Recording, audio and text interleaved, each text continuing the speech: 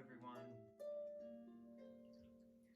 Welcome to another public service announcement that Teddy and I want to bring to you. Another way to calm us down, to bring our nervous systems down when we're stressed or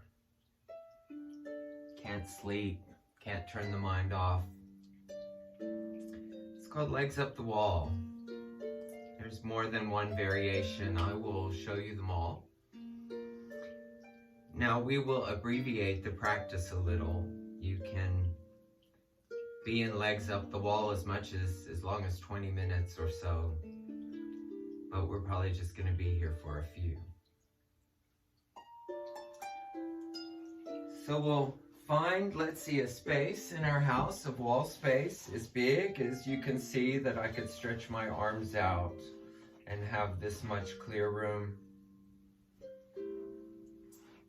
So we find ourselves to sit up against the wall. Then we will lay down onto our backs. Bring the legs up and then pivot the body so the legs are against the wall. Now we can scooch ourselves up so that our buttocks are close to the wall. And we just take a moment and let the back settle. Let the arms settle. Feel the legs settle down into the hip joints.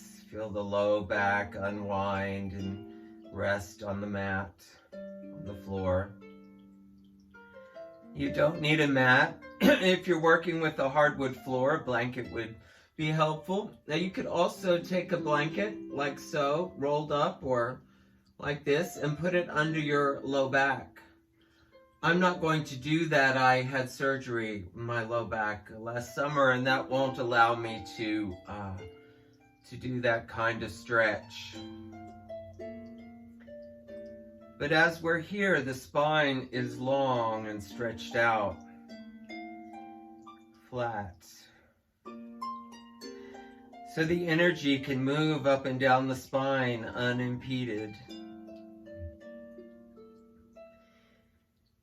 When we get stressed, the muscles around our tailbone, the sacrum, wind up like a spring.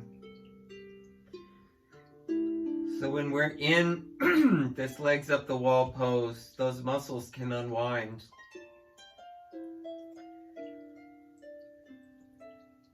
As I said, I often do this at night before bed. I find it deepens my breath and begins to calm me down pretty quickly. So variations here. When you're tired of legs up straight like that, you could bring the soles of your feet together. So we turn this into a hip opener.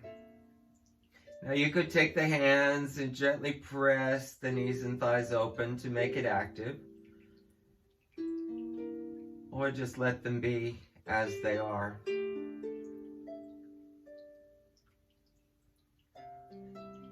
Just breathe. Beware of the rise and fall of the belly and the chest as we breathe. Now this blanket, I'm going to put it over my hands and stretch my arms out. The blanket will add a little weight so it keeps the arms stretched, which will help me relax the shoulders. Now I've got my chin tucked so the back of my neck is long.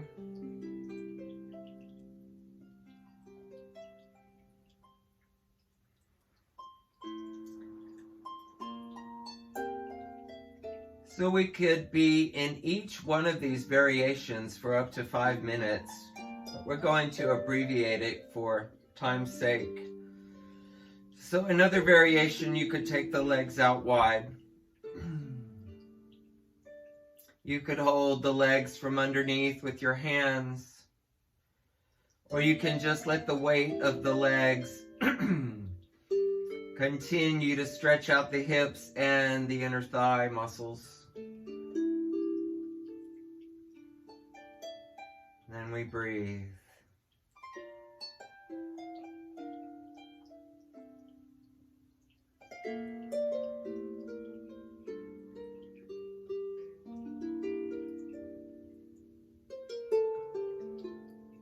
Now, if you're bored and you want to have some fun with the legs, you could just bring them in and cross them as if we were sitting.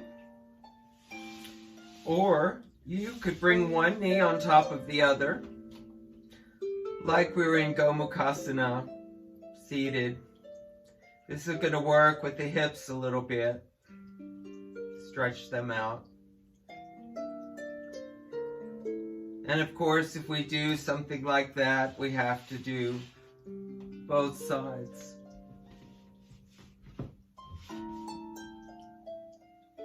So now we get the stretch on this other side.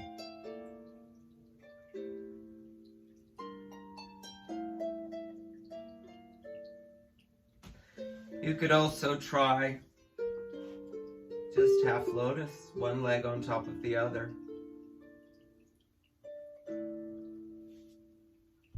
And then perhaps back where we started.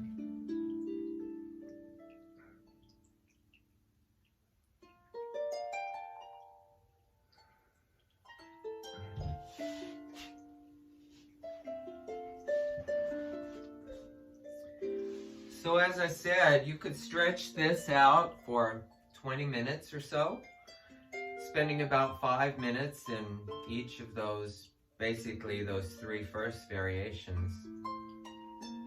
And just see how that feels. Notice if you feel any different after a few minutes of this legs up the wall. I have found it's really helpful. I hope you find it helpful as well. But thanks Teddy for his beautiful music. You can find more of it on Ted Jones Harp on YouTube, and more of my videos on David W. Jones Yoga on YouTube. I'd love to have you subscribe. Thanks.